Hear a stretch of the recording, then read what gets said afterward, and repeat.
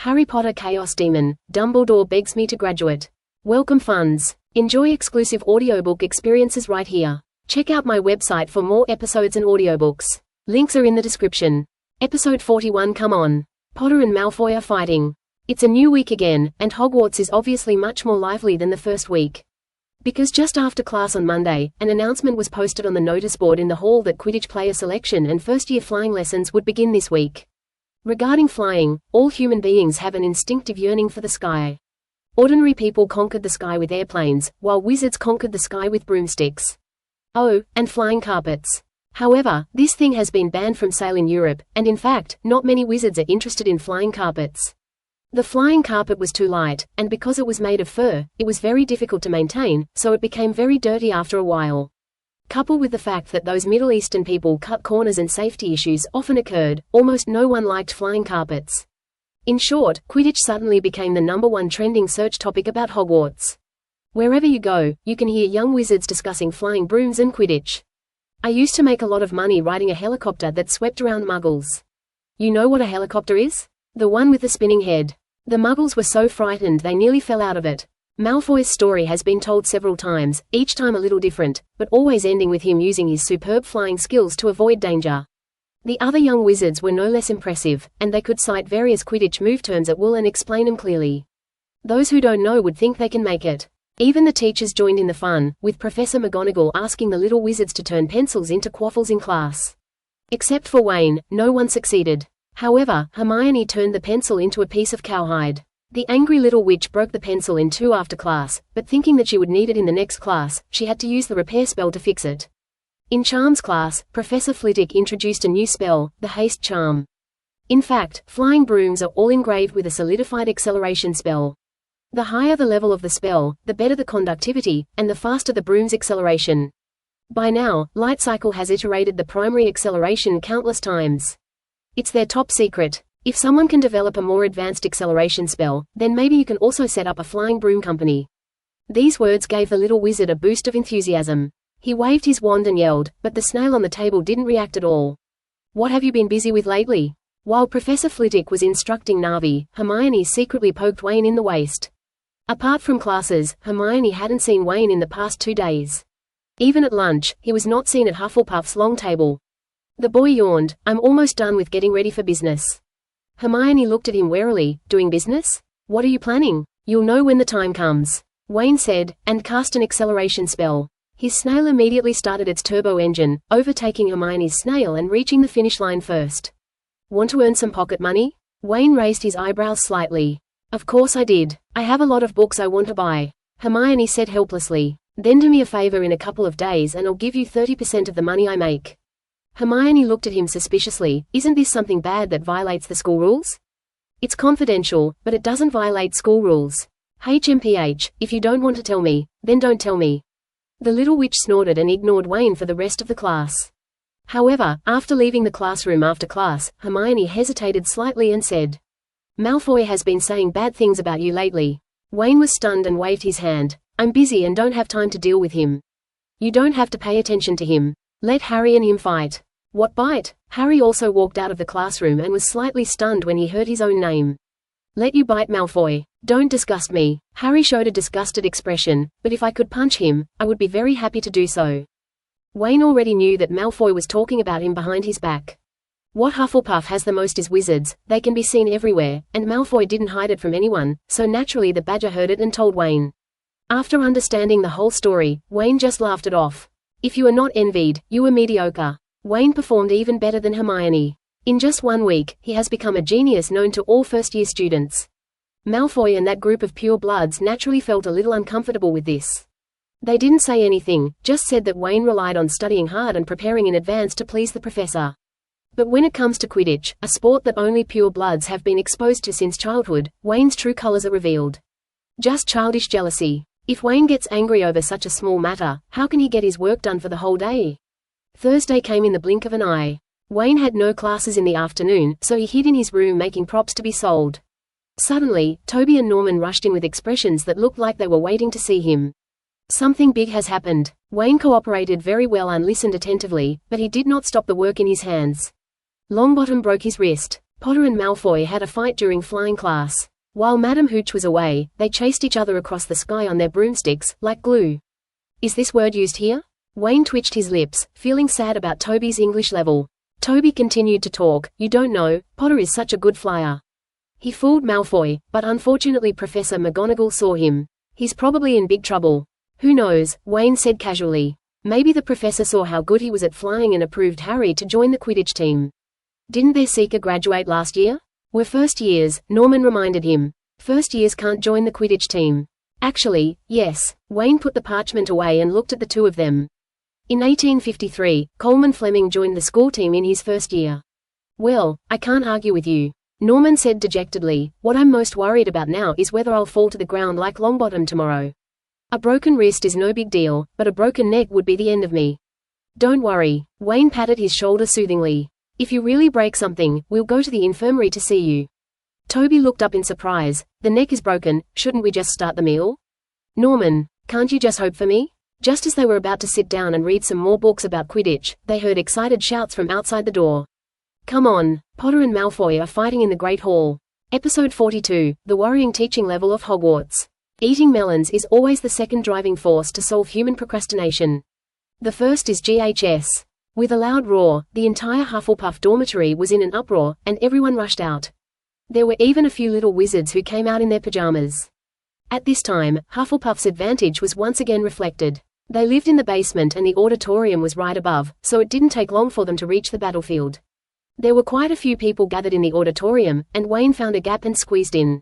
There was a fierce fight going on inside. Malfoy and Harry rolled into a ball, and their wands fell to the ground casually, but no one paid any attention. Wayne found that there was nothing wrong with Toby's use of adjectives. Aren't these two people inseparable? Harry stroked Malfoy's hair and Malfoy pinched his ear. They also sent each other warm greetings. Gryffindor's two followers, Crabbe and Goyle, wanted to help, but were stopped by other Gryffindor students and severely reprimanded. What do you want to do? This is a sacred duel. Is the glory of a pure blood family to bully the weak with the strong? The combined brains of the two were only about the same size as the giant monsters, so they all thought it made sense and actually decided not to help. Instead, they just stood there cheering for their boss, just like the other little snakes and lions. Finally, Professor McGonagall arrived, and the little wizards who were gathered here immediately scattered and watched the fun from afar. After seeing this shocking scene, Professor McGonagall almost fainted from anger. Potter, Malfoy, let me go. Now, the two finally let go of each other reluctantly, but their eyes were still looking at each other lovingly, and in their hearts they were also communicating intensely with the women in each other's family tree. How dare you? McGonagall was like an angry lion at this moment. Harry and Malfoy trembled and lowered their heads. It's only the second week of school. You guys are fighting in the auditorium, in front of so many people. Deduction points. 30 points for each academy. And I need to be put in solitary confinement. Ronald couldn't help but stand up for Harry. Professor, it was Malfoy. I didn't ask you, Mr. Weasley, that there's no excuse for them to fight in public. McGonagall silenced Ronald with a single look. Just then, Snape received the news and rushed over. His expression was so gloomy that it seemed as if water could drip out of it. He looked at Malfoy angrily. If the person fighting Potter wasn't a student from his own college, he would have tortured Potter to death with this attack. Come to my office at 7 p.m. to dispose of the toad's body. Your detention will end when you're done. Snape decided on the detention, and Professor McGonagall did not object. Seeing that there was nothing more fun to watch, everyone dispersed and Wayne found Hermione. What happened? Why did they fight? The little witch shook her head. I don't know. I was in the library at the time and followed someone here. It seems that even a top student cannot avoid the curiosity of eating melons. Just then, the twins came over and said, laughing, after getting information from Ronald. We know that Malfoy thought Harry was expelled and started taunting him like crazy, calling him Scarhead. After a lot of arguing, they ended up fighting. Is that all? Wayne curled his lips. He thought there would be some big news. It's finally over. It was a nightmare. On Friday afternoon, after 2 potions classes, Toby looked like he had survived a disaster. Just now in class, he was scolded by Snape and had 5 points deducted from his grade because he threw Vixen's feces directly into the crucible without dealing with it. Seeing that the gap between Hufflepuff and Slytherin's house points had reached 80 points, Snape began to increase his efforts. Points will be deducted if the medicinal materials are added at the wrong time. Points will be deducted if the crucible temperature is not high enough. Points will be deducted for not cleaning the workbench properly. After one class, Hufflepuff lost more than 10 points. Why doesn't Dean Sprout favor us? Hannah, who was walking beside Wayne, said with some confusion. That's already biased enough, Susan Bones reminded quietly. Professor Sprout always finds people to help out in the greenhouse every weekend, and most of them are from our college. Usually they'll add a few points.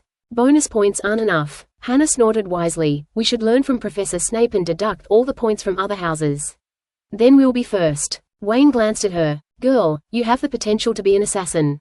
The little badger and the little eagles left the castle and came to the lawn to prepare for flying lessons. Even though Neville broke his wrist yesterday, it didn't affect everyone's enthusiasm at all.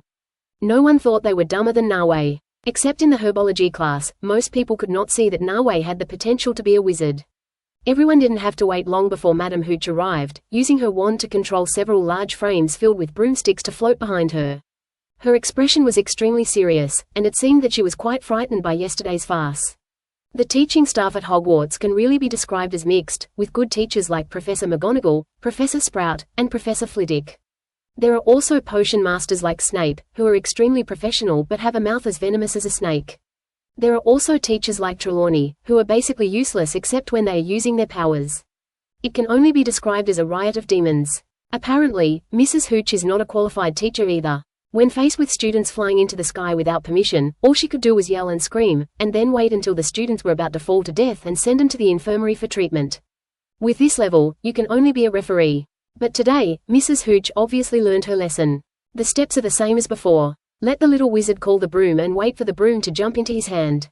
Wayne succeeded in just one try, while others had their brooms jump or roll on the ground. If they shouted a few more times, the broom would hit him impatiently.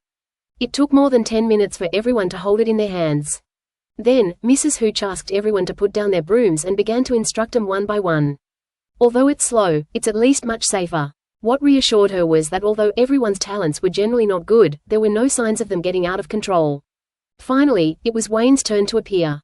Episode 43, Meeting Qiu Zhang again. Harry wants to duel with Malfoy? Wayne didn't do anything weird and just followed the steps Hooch taught him to fly.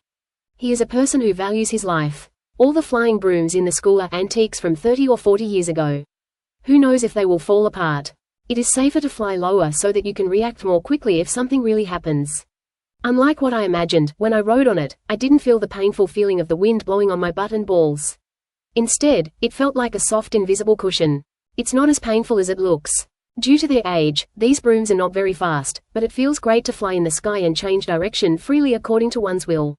Wayne flew for a while without any problems, so Mrs. Hooch felt relieved and began to instruct the next person. Gradually, there were more and more little wizards in the sky, and most of them did not fly very high, just leaving the ground. It's not as great as they boasted before. Wayne's two roommates had never touched a flying broom before and were completely new to flying. They clamped the brooms under their crotch and ran back and forth on the ground, pretending to be flying. Lisa Dupin of Ravenclaw accidentally slipped off her broom, and several of her already sparse tail hairs were ripped off. Wayne became more and more skilled in flying, and gradually his flying altitude became higher and higher. Looking down, he saw a girl looking at him with a smile. Wayne descended in altitude and came in front of the other person. Qiu, why are you here?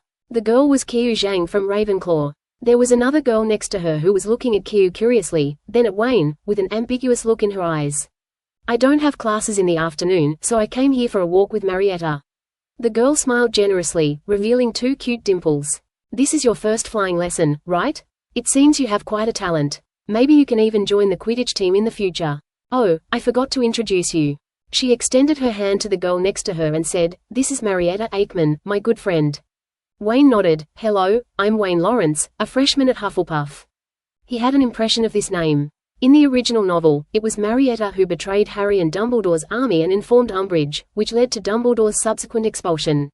From Harry's and God's perspective, Marietta had definitely done something dishonest and was a complete traitor. But put yourself in Marietta's shoes, what would you do? Her parents both worked at the Ministry of Magic, and Umbridge used this as a threat. How could an underage girl bear this?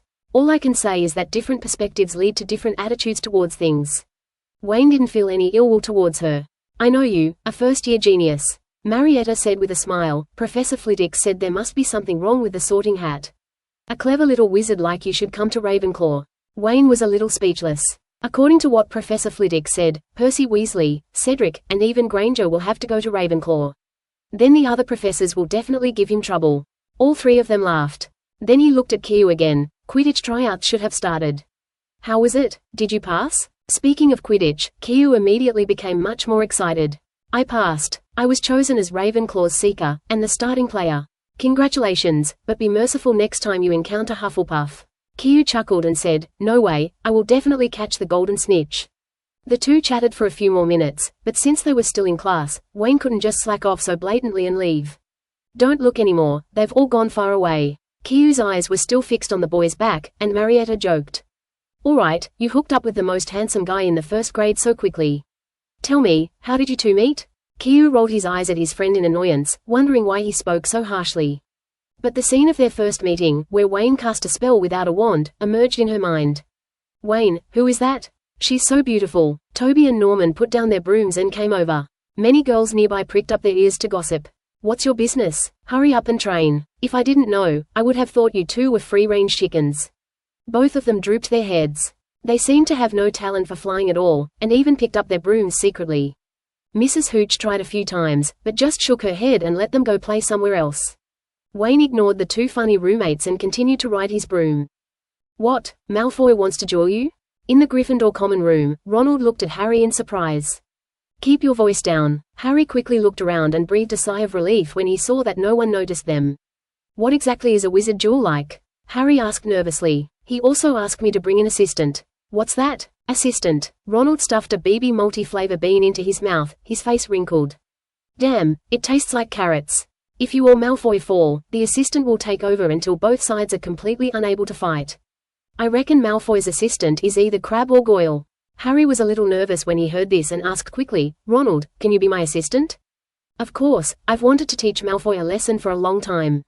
Ronald also became excited. We don't have much magic skills. At most, we can make the opponent's nose bleed. Then we will have to rely on our fists. That's it. The two of them worked out a plan. Ronald was stronger than Harry, so Harry would be responsible for holding Malfoy down while he would be responsible for beating him. Let's not worry about Crabbe or Goyle for now. This is a technique Harry learned from Dudley. When fighting, you have to pin one down and beat him to death. When are you going to duel? Ronald asked finally. Next Friday, in the trophy room on the second floor. They both had detention for the next few days, so the time had to be postponed, but Harry thought it was a good idea, as he could learn a few spells during this week. How cool it is at night. Ronald rubbed his hands excitedly. Not only could he beat up Malfoy, but he could also take a night stroll in the castle. He has been thinking about it for a long time. What the two of them didn't notice was that not far away, Hermione, who was busy doing her homework, listened to the entire conversation and pursed her lips. Episode 44, The Shock Brought by the Phoenix. In the blink of an eye, it is Monday again. In the early morning, the young wizards came to the cafeteria to eat. Harry looked a little tired because he had not had a good rest this weekend since he joined the Quidditch team. He was forced to train by Wood during the day and was put in solitary confinement at night. The person Harry hated the most right now was definitely Snape, followed by Malfoy. Even his Dudley had to rank behind these two. The door to the auditorium suddenly opened, and there was a chaotic and noisy sound, as if hundreds of birds were flapping their wings. The young wizards were already used to this, and quickly filled their bowls with food and pulled them in front of them to protect them. Soon, flocks of owls flew in, throwing letters and packages into the recipient's arms or into the nearby soup, making a mess. The twins secretly hid their packages, which were the dung eggs and nosebleed nougat they bought at Zonko's joke shop. They must not let Professor McGonagall see them. Harry also picked up today's Daily Prophet and started reading. Lee. At this moment, a bird's cry appeared out of nowhere, and the owls trembled. Two of them flying in the sky fell directly into the soup. Everyone looked up, looking for the source of the sound. Suddenly, a flash of fire appeared in the air, and then a phoenix with its wings spread out flew out from the flames, holding two packages under its feet. Under everyone's stunned gaze, Phoenix landed next to Wayne and put down two packages. This, Cedric, who had just been talking to Wayne about the glorious history of the Charles Cannon, now couldn't even speak clearly. Ah, this is the package I bought, what's wrong? Wayne slowly placed the package at his feet. No, Cedric finally recovered and wrote. Is the package the main point? The main point is this phoenix. Looking at Ho-Oh standing on Wayne's shoulder and preening his feathers, Cedric couldn't hold back any longer. Why would a phoenix deliver a package to you? He asked the question that all the new wizard students wanted to know. Professor Sprout, who was about to have breakfast at the guest table, and Kettleburn from the Care of Magical Creatures class hurried over. Especially Kettleburn, who only had half a leg left and used magic to push his chair and float over. Looking at Ho-Oh obsessively. Look at her, how beautiful she is. Beautiful? Wayne raised his eyebrows and reached out to touch Ho-Oh's head. Compared to when it was just hatched, Ho-Oh's appearance has changed dramatically. It has grown orange-red feathers and a hint of green on the tip of its tail. It does look a lot better. But compared to Beauty, to be honest, Wayne thinks his bird is just okay, slightly better than the ones in Pokemon. It is far from beautiful. As if sensing his master's disdain, Ho-Oh chirped in dissatisfaction and pecked Wayne's cheek lightly, as if he was acting coquettishly. She has it so hard. When it was born, its owner mistook it for a toucan. Now that it has finally grown up and has some of the characteristics of the legendary Pokemon, its owner is still not satisfied. What do you want from me? Do you think you will be satisfied only if I transform into a human form to repay my gratitude? Mr. Lawrence, what is this phoenix? Professor Sprout asked after observing it for a moment. I found Ho-Oh a few days after I received my acceptance letter. We got along well, so he followed me. Wayne made up an excuse casually, not afraid that people would not believe him. What the magical world lacks the least is miracles and legends. He just took this opportunity to reveal the existence of Ho-Oh. Get along? Hearing his perfunctory words, Cedric's eyes turned red, and the other little wizards were not much better. At the Gryffindor table, Hermione looked eagerly. If the professor hadn't been there, she would have run over to take a closer look. This is a phoenix. Since this century, people have only known the existence of two phoenixes. One is Dumbledore's pet, Fawkes. The other is Sparks, the mascot of the Quidditch team, the Mottola Macaws. Wayne is the third one. A young wizard who just entered school has a phoenix as his pet? Malfoy was so envious that he almost gritted his teeth. His favorite magical creature is the dragon, but that doesn't mean he doesn't like the phoenix. This rare and noble magical creature is perfect for their Malfoy family. For a moment, Malfoy wanted to ask Wayne to buy the phoenix. It's a pity that unless you are a fool, you will never sell it to him. After listening to Wayne's explanation, Sprout opened his mouth, but a word got stuck in his throat and he didn't ask in the end. She wanted to ask Wayne, is your real last name Dumbledore? Anyone who knows the story knows that the phoenix will appear in the Dumbledore family's time of need. It fits Wayne's description perfectly. Just as the auditorium fell into an eerie silence, another clear cry was heard. However, it was not emitted by Ho-Oh, but by another phoenix. Sensing the presence of his own kind, after system localization transformation, Fox followed. He didn't come here alone, dragging Dumbledore along. Old Deng probably hadn't gotten up yet. He was still wearing his pajamas and a funny nightcap. Many little wizards laughed out loud because Dumbledore's pajamas were very cute, with patterns of catkins and goblins painted on them. Fox, what happened? Why are you so anxious? Dumbledore obviously didn't understand the situation and was still a little confused. Fox ignored him and flew in front of Wayne and circled around. Ho-Oh also flew up with flames burning on his body. Fox shouted with joy and lowered his head. He could feel that the bloodline of this phoenix was nobler than his, and even though it was still in its infancy, he had to offer his respect. It's incredible. Dumbledore woke up and watched the performance of the two phoenixes with surprise in his eyes. Mr. Lawrence, is she your pet? Of course. Wayne nodded. Although first-year wizards are only allowed toads, mice, and owls as pets. But the role of the Ho-Oh is similar to that of an owl, both of which serve as messengers. It shouldn't violate school rules. The whole audience was silent. Cedric hardened, his fist hardened.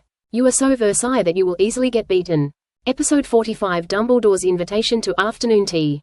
Certainly. Even Dumbledore was shocked by Wayne's amazing train of thought for a moment, and then he smiled and said, this school rule was originally established to prevent students from being unable to control their pets and causing trouble. You and your Ho-Oh, that's his name, right? You have a great relationship. The phoenix is a kind and intelligent magical creature. I won't deduct any points from you for that. That's good. Wayne pretended to be relieved. It's a bit rude to talk to you dressed like this. Dumbledore looked at his clothes and asked with a smile. Would you like to have a cup of afternoon tea with a nagging old man like me? The time is after your afternoon get out of class. Perhaps I can share with you some experience in raising phoenixes. Wayne brought him more and more surprises. Old Deng, who originally wanted to observe secretly for a while, now has to change his plan temporarily. Only by getting close to him first can we have a more specific understanding of Wayne. My pleasure. Wayne didn't refuse, and Dumbledore looked very happy. The password is cockroach pile, and the principal's office is on the 8th floor. With that, Dumbledore prepared to leave. As for Fawkes, the two phoenixes flew out of the castle and disappeared while they were talking. Just let him play more with Ho-Oh. After being alone for so long, I finally found a companion. Dumbledore understood Fawkes's excitement. Wayne also prepared to put his package back to the dormitory and go to class.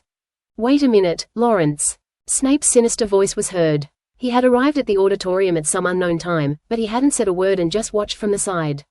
Seeing Snape calling Wayne, the little wizards who were surrounding him and wanted to ask more information about Ho-Oh immediately hid away.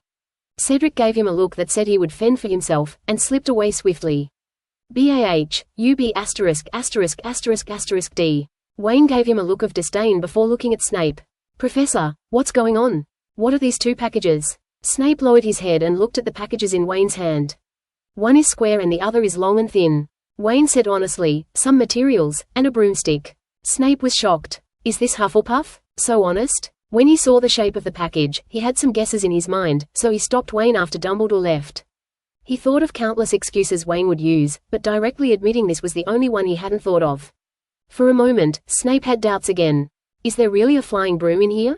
Open both. I want to check. As a professor, I have an obligation to prevent students from bringing dangerous items into the castle. Snape decided to wait and see. Wayne was helpless. He had told the truth, but Snape still wanted to read it. He really had too much free time. Without any hesitation, Wayne opened both packages. Inside the square box was a pile of magic ink, parchment of various grades and several bottles of potions. Inside the rectangular box was a flying broom, just as he said. It's the latest Nimbus 2000 custom version, which glows when flying and has Wayne's name engraved on it. Compared with the regular version, the customized version has exactly the same parameters, but the price is almost doubled. Don't ask, the question is faith. Do you understand the value of the eyes of Prodigal Son? Anyway, Cedric's eyes were red again. The twins, who were hiding in the distance and watching the excitement, jumped up excitedly. Nimbus 2000. Wayne bought a Nimbus 2000. Merlin's beard, where does he get all that money? Hermione frowned, looking unhappy. Why is Wayne spending money recklessly again? Lawrence. Snape took a deep breath and said after checking, you should know that the school does not allow first-year wizards to bring flying brooms to school, right? I know, Wayne said as a matter of course, it's all written on the admission letter. Then you are committing a crime knowingly. Snape sneered, how many points should I deduct from you, but... Wayne interrupted Snape before he could finish his words. Professor. The boy looked at him strangely, where did you get this flying broom? Snape frowned. Of course it was sent by your phoenix. Don't tell me it's not yours. Your name is engraved on it. It's mine. Wayne repacked the package and said, you already said it was sent by Phoenix. I didn't bring it to school. So, which school rule did I break? Snape was speechless for a moment, while the eyes of the young wizards watching around him lit up. So smart. The school just said that bringing it to school is not allowed, so it shouldn't be considered a violation of school rules if Owl delivers it, right? Many first-year students are already eager to write letters home. Snape was furious. You're talking nonsense. You're talking back to the professor. 5 points will be deducted from Hufflepuff. At the same time, the system in Wayne's mind also issued a prompt sound at the right time. Host deducts points for the academy, gains +2 5 points. Wayne's pupils dilated slightly. This was the first time he deducted points from Hufflepuff, and the ratio was exactly the same as the ratio for earning galleons. Deducting 200 points is a 10-point penalty. In an instant, Wayne's gaze towards Snape changed. Snape thought Wayne was scared, and the corners of his mouth rose slightly, revealing a rare smile. Of course, if you are willing to share some materials from the Phoenix with me, I can cancel the punishment just now. Yes, Snape had his eye on Wayne's bird. The reason why he came here specifically to cause trouble was to obtain some materials from the Phoenix. The Phoenix's tears, feathers, and even blood are the main materials for refining many high-level potions. It can be said that the whole body of the Phoenix is a treasure. For him, the master of potions, seeing a Phoenix was no different from seeing a pig. Unfortunately, Fawkes ignored him, and Dumbledore would not go against the wishes of his own pet. Now Wayne suddenly reveals that he also has a Phoenix. How could Snape sit still? Professor. Wayne looked at him expectantly. You agree? The old bat smiled. Wayne shrugged. No, I think the points you deducted are too few, right? I don't feel anything. Snape. No, you are sick. Episode 46 Hermione, I want to see your bird. Frustrated, Snape deducted another 15 points from Hufflepuff and left angrily. Wayne was left with a look of dissatisfaction. Show your resolve to deduct points from Gryffindor. It's just a small deduction, who are you looking down on? Surrounded by a group of little badgers, Wayne returned to Hufflepuff's common room. The amount of information that came in this morning was truly staggering. First the Phoenix appeared, and then Wayne bought a Nimbus 2000. For those Quidditch players, the Nimbus 2000 is simply their dream broom. As for Snape deducting points from Wayne, is this a big deal? As for the House Cup, the only ones who really want to compete for it every year are Slytherin and Gryffindor.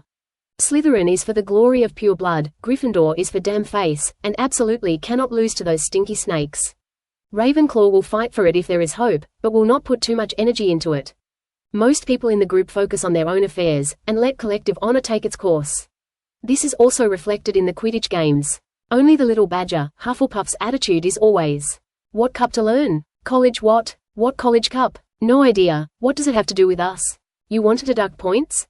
Just deduct it. To express my sadness, I will eat 3 more bowls later, okay?" This attitude made Wayne's life very comfortable. He could do whatever he wanted without anyone gossiping behind his back or isolating him. If he had been sorted into Gryffindor, he would probably be being criticized by now. "Let me see it, just one look." Seeing that class time was approaching, Cedric hugged Wayne's thighs and begged. Wayne shuddered, kicked him away, and threw the box over. "Go away quickly and don't disgust me. Be gentle, this is a Nimbus 2000. Cedric took the box ecstatically. A group of Quidditch players surrounded him, their eyes almost filled with tears. After putting the materials in the dormitory, Wayne hurried to the History of Magic classroom, and on his way out he deliberately avoided the group of perverts. "I don't even know what their first class is. Aren't they afraid of being late?" In the History of Magic class, Cuthbert Binns performed his usual hypnotic trick, and within 10 minutes he was halfway down. Wayne listened reluctantly. He was talking about the significant impact wizards had on Muggle history. For example, in the ancient Han dynasty, the wizard Lu Xiu disguised himself as a Muggle and successfully extended the life of the Han dynasty for more than 200 years. What Lu Xiu was best at was refining the lucky elixir. He would take the lucky elixir before every battle, and thus he had good luck all the time. The most exaggerated time was when he drank a pint of Felicis Folliculum directly and burped with satisfaction after drinking it. Then the enemy was killed by a meteorite falling from the sky. From then on, everyone respectfully called him the Great Mage Lu Xiu. Pull tilde. Wayne woke up from his sleep when he felt his sleeve being pulled. "Is get out of class over?"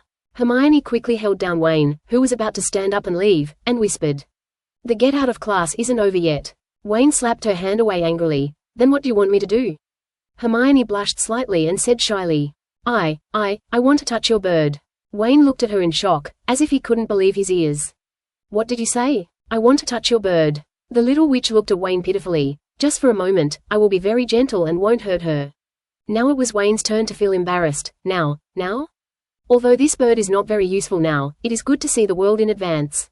Oh, Hermione is really something, she has to make such a request in class. He also had to cast magic to block other people's perception. Of course not. The little witch rolled her eyes. How could I touch him during class? Even if Cuthbert Binns is a ghost, you can't bully him like this. Wayne readily agreed. "You name the time, I can handle it." Hermione thought for a moment and said, "You're going to have afternoon tea with Headmaster Dumbledore, so let's do it after dinner. There's still plenty of time before curfew." "No problem." Wayne agreed immediately. "I'll find you somewhere. On the lawn." So exciting. Wayne's body trembled. Hermione then added, "By the way, what does Ho like to eat? I'll prepare some snacks for him." The boy looked at her in disbelief. "Are you talking about Phoenix King?" "What else?" Hermione gave him a strange look. "Do you have other birds?" Ha, I won't show you even if I have one." Wayne laughed. "I thought you were talking about Ho-Oh. Then let's finish our meal. I have something to talk to you about." He said. How could the little witch become a little b**********? In the afternoon's charms class, Wayne performed the slowing spell brilliantly, earning back half of the 20 points he had been deducted in the morning. Professor Flitwick looked at Wayne's departing back and sighed. Some people are born different from others and are born to be the protagonist, such as Dumbledore and the Slytherin student who once won the Special Contribution Award. Wayne also gradually revealed similar traits. Not to mention the outrageous fact that a little wizard could actually have a phoenix as a pet, the magical talent displayed by Wayne alone made him particularly jealous. No spell could stump him. In order to test Wayne's talent, Flitwick taught him a spell of his own creation. After watching it, Wayne learned the spell that slowed down and confused the mind in just 2 attempts.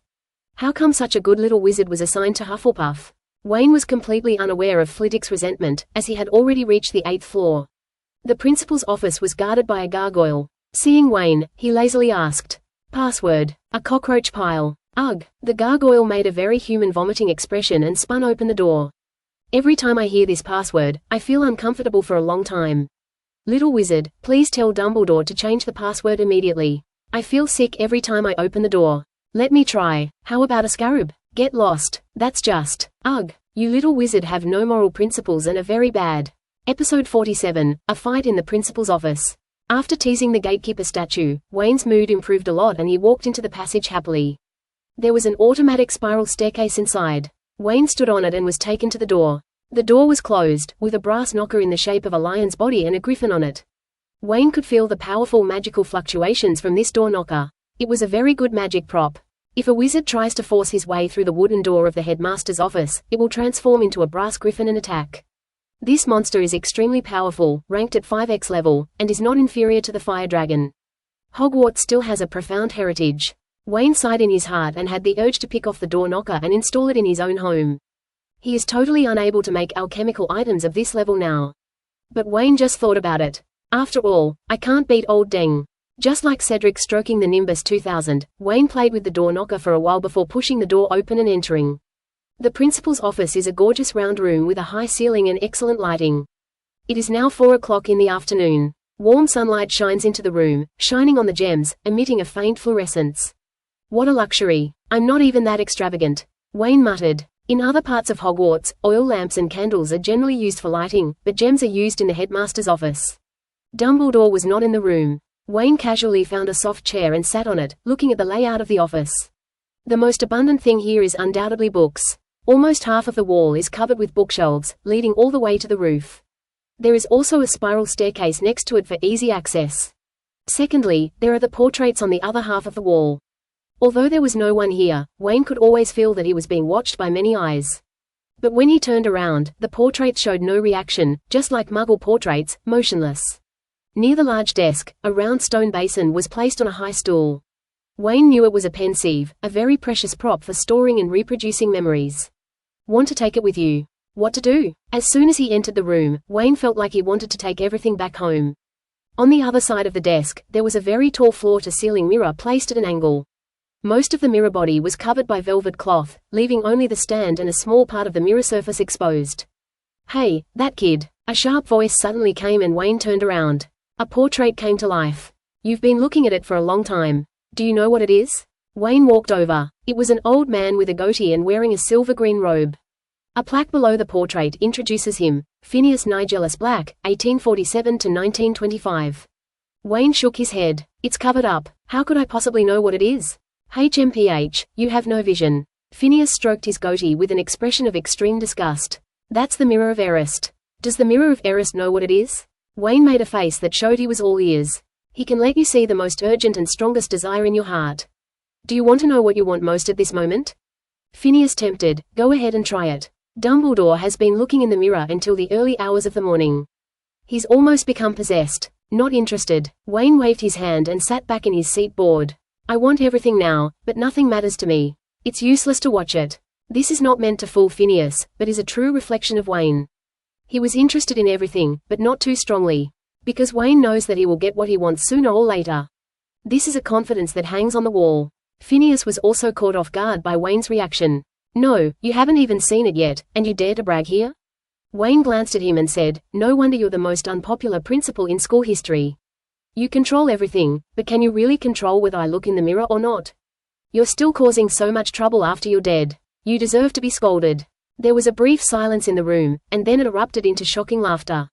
Those principals who were pretending to be dead finally couldn't help themselves and laughed so hard that they fell over. A big-nosed principal pointed at Phineas and said, Blake, you've finally gotten scolded by a student. A chubby-looking woman clapped her hands and cheered. As expected of our Hufflepuff's little wizard, she's so good at judging people. Don't laugh. You are not allowed to laugh. Phineas was so angry that he jumped up and down. Damn little wizard, if I were still alive, I would definitely expel you immediately. Then come back to life. Wayne spread his hands, and reminders of gaining points kept coming to his mind. Wow, you get points for confronting the former principal? And this is a good thing. Phoenix was irritated by his attitude. You little brats. You're a bunch of Hufflepuff idiots. You're destined to be chefs and salespeople your whole lives. It's over now. Phoenix's map attack offended all the principals who were Hufflepuffs. A hot-tempered principal was the first to lose control of his temper. He disappeared from his own photo frame and appeared in Phineas's photo frame in the blink of an eye, swinging his fist and hitting Phineas on the nose. The other Hufflepuff principals were not willing to be left behind and rushed over to start a righteous brawl. Phoenix screamed in agony, the Gryffindor and Ravenclaw headmasters cheered on, and the Slytherin headmaster was unwilling to help. Although everyone came from the Serpent Temple, Phineas had a bad mouth. Less than 100 years after he came to power, he had offended almost everyone. Wayne watched the principals brawl with a smile, nodding in appreciation from time to time. Look at this sidekick, how powerful it is, and this black tiger heart-ripping move, so authentic. As expected, the end of the wizard is close combat, the kind that doesn't even use a wand. Just as Wayne was watching intently, the door of the principal's office was pushed open. Dumbledore walked in and was stunned by the chaotic scene. Then he saw the untouched velvet and looked at Wayne deeply with a smile on his face. It seems I came at the wrong time? No, headmaster. Wayne shook his head. You're here just in time. If it had been any later, Principal Phineas would have been beaten to death. Episode 48, The Confrontation Between the Old Fox and the Little Fox. The current owner of the office arrived, and the portraits of past principals also sped up their movements. One of them gave Phineas a hard blow, then returned to his own photo frame and continued to play dead. As for Phineas, he probably felt ashamed and disappeared into the frame, probably hiding at the Black ancestral house. Please take a seat, Mr. Lawrence. Dumbledore gestured for Wayne to sit across from him. What would you like to drink? Black tea, green tea, hot cocoa? Wayne didn't hesitate to answer him. Black tea will do. Dumbledore nodded in agreement and said happily, I like black tea too. Batilda happened to give me some Ceylon black tea. Unfortunately, Minerva and Phileas prefer lemon tea, so I have never shared it with others. Dumbledore tapped the table lightly with his wand, and an exquisitely shaped teapot and teacups appeared on the table. The teapot floated up gently and automatically poured tea for the two of them. And what about dessert? I recommend you try the cockroach pile. Dumbledore said, and a silver plate appeared. Wayne's face changed. The plate was filled with cockroaches, and like the chocolate frogs, they moved. Dumbledore picked one up, put it in his mouth, and squinted his eyes in enjoyment. It even exploded. Wayne's expression changed. Principal, do you have any sandwiches or macaroons? Certainly. Although it was a pity that Wayne had no intention of eating the pile of cockroaches, Dumbledore still waved his wand and conjured up a few sandwiches and colorful macaroons. I think the appearance of the dessert is not important, what matters is its sugar content. Dumbledore blinked. Are you sure you don't want some? Wayne didn't answer. Actually, according to research by Muggle scientists, good-looking food can also increase people's appetite. Principal, would you rather eat poop in the shape of chocolate or chocolate in the shape of poop? Dumbledore paused for a moment. Can we not eat anything? He had to admit, both of the ones Wayne mentioned were disgusting. Of course. Now it was Wayne's turn to smile. You are the boss. Dumbledore also laughed. It was a novelty for a student to joke with him. He could feel that Wayne was really relaxed and just treated him as an ordinary old man. Wayne picked up the Ceylon black tea and took a sip, his mouth filled with the fragrance of flowers. Compared with traditional Oriental black tea, Ceylon black tea is darker in color and has a strong floral aroma, but lacks the aftertaste and unique fragrance of tea. Each has its pros and cons, it all depends on personal taste. As Dumbledore had said that morning, most of the conversation between him and Wayne revolved around the Phoenix. Apart from asking Wayne at the beginning how he met Ho-Oh, the rest was just Dumbledore imparting some breeding experience. Wayne also patiently wrote it down. After the so-called localization of the system, Ho-Oh also possessed some of the abilities of the Phoenix in this world. For example, the ability to apparate and tears can heal injuries. There are also many similarities in taste and habits. Wayne took the opportunity to make his own request and raise Ho-Oh in the Forbidden Forest. Dumbledore readily agreed. You are not like an old man like me who has nothing to do. You have plenty of time to play with your pet. Letting it roam free is also a good choice.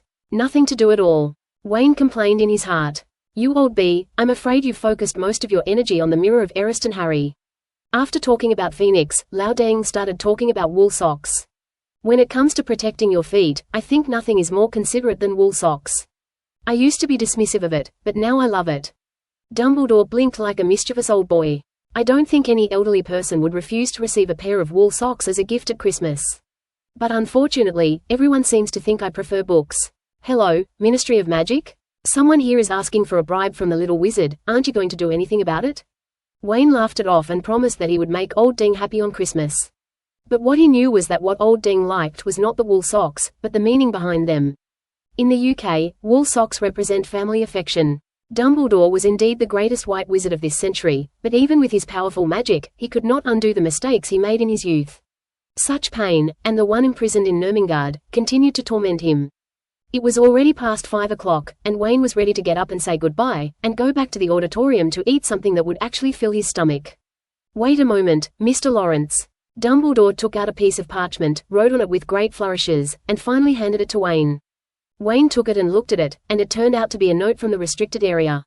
Generally speaking, the restricted area will have specific book lists. But the one that Lao Deng gave him was time-limited. There were no restrictions on what books could be borrowed, and it was valid until before Christmas. You are still young, you need to get enough sleep and have appropriate night outings. Dumbledore smiled and said, "This is my reward for showing mercy to the three-headed dog." "Thank you, Principal." Wayne didn't seem embarrassed at all when he was caught breaking school rules. "I also think it's not good to always go there at night. There's no light in the restricted area, and my eyes are almost nearsighted." Dumbledore's smile faltered. This little wizard always plays by his own rules. When others are caught, they often look at a loss, but when it is Wayne's turn, he acts as if the mistake is not his. After Wayne left, the principal's office returned to peace. However, this calm only lasted for a short time, and successive principals became active again. Big-nosed Fusco laughed happily. "This little guy is so funny, not Hufflepuff at all.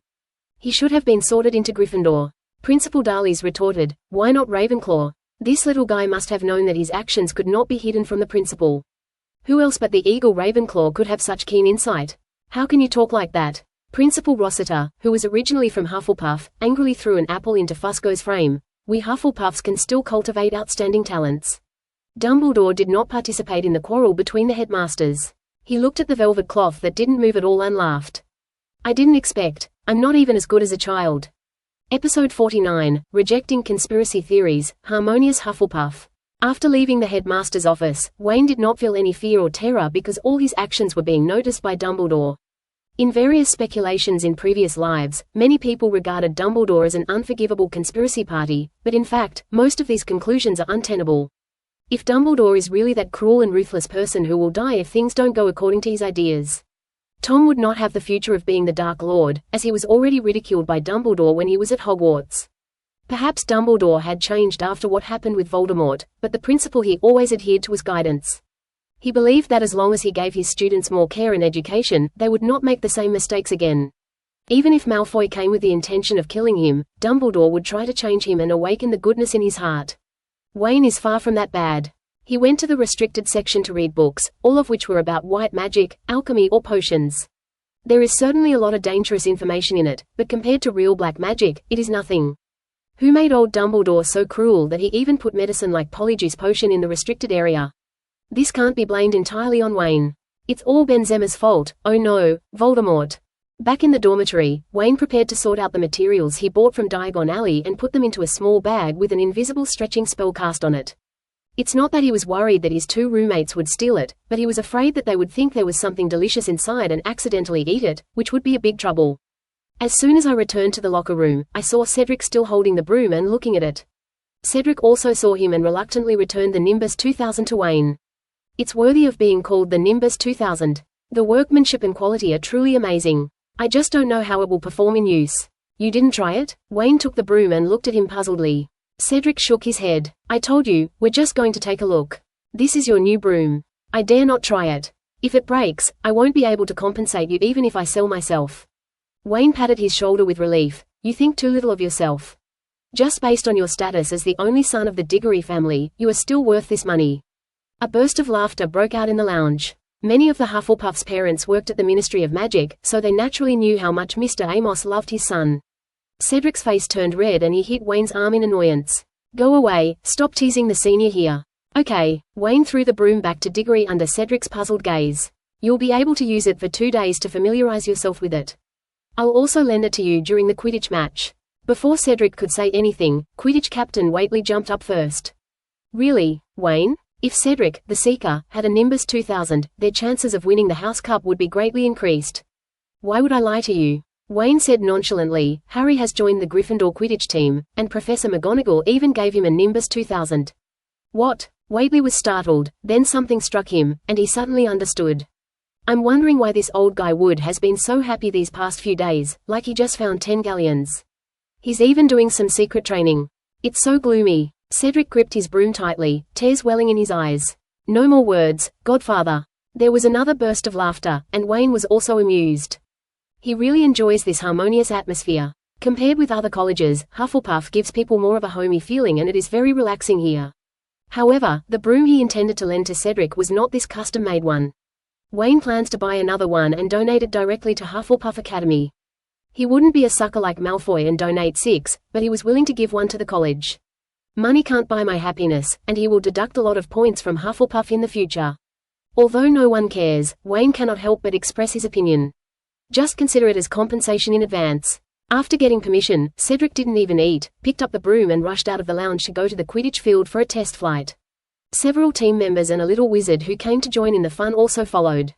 Wayne came to the hall, ate something and prepared to go find Hermione. As soon as he came in, he attracted a lot of attention.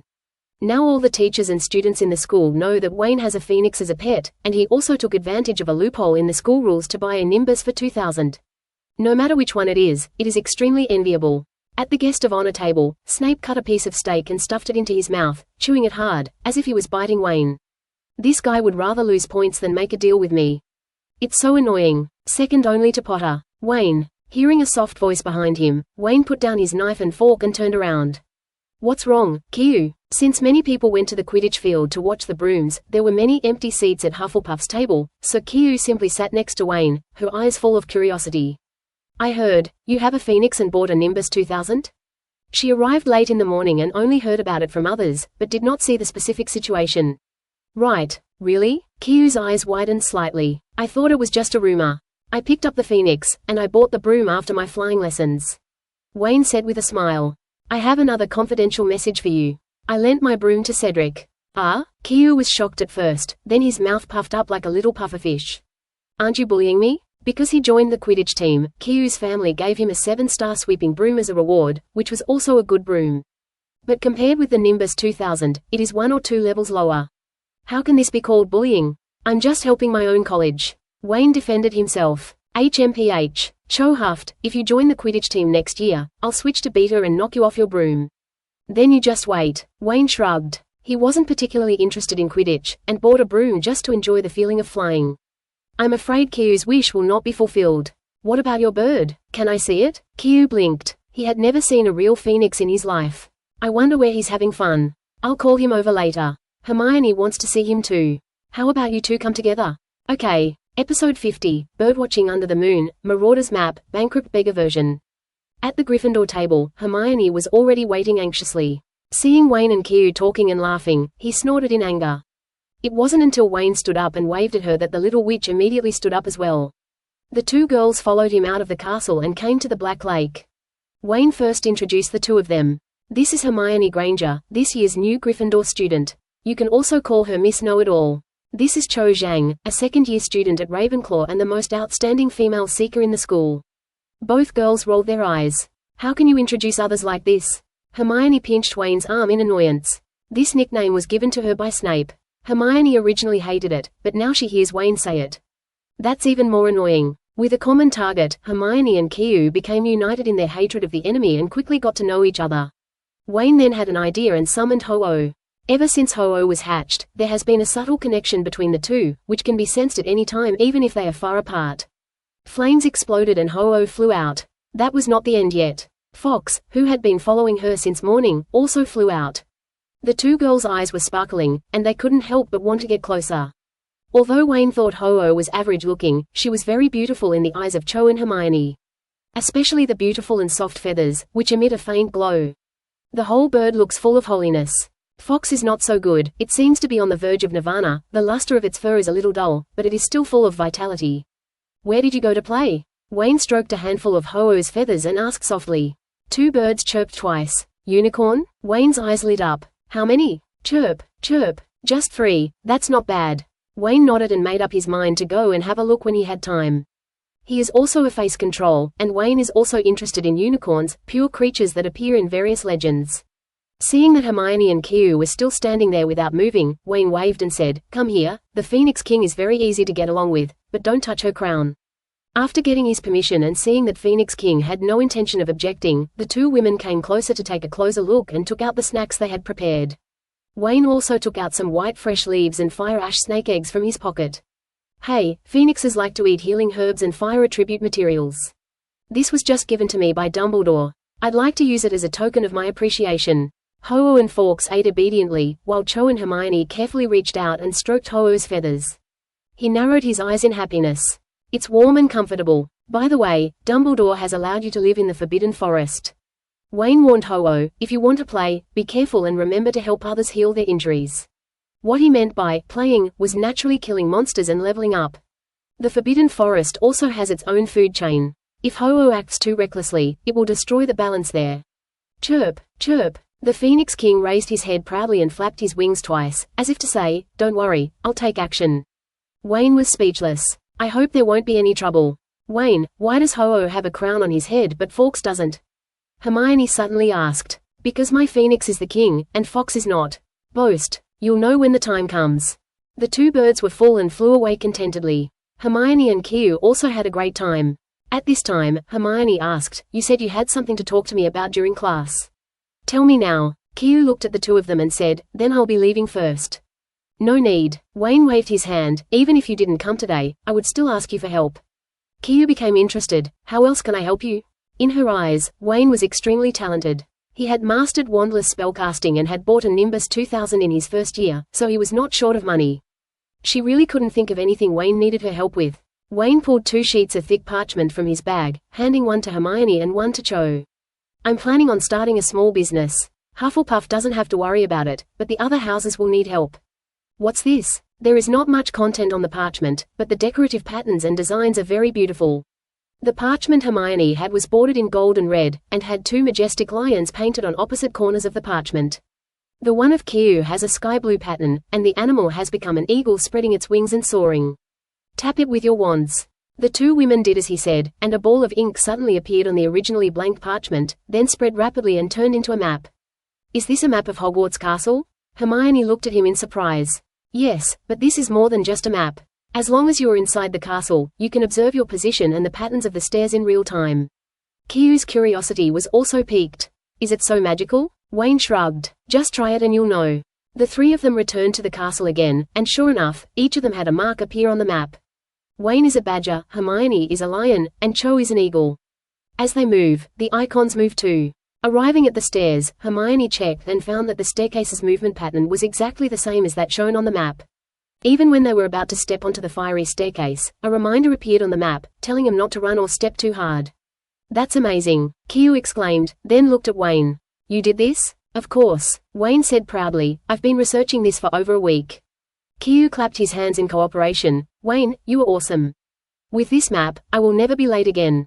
Hermione fell silent. She has been studying very hard during this period just to catch up with Wayne. But looking at the map, she felt a little desperate. How could he possibly catch up with this kind of monster?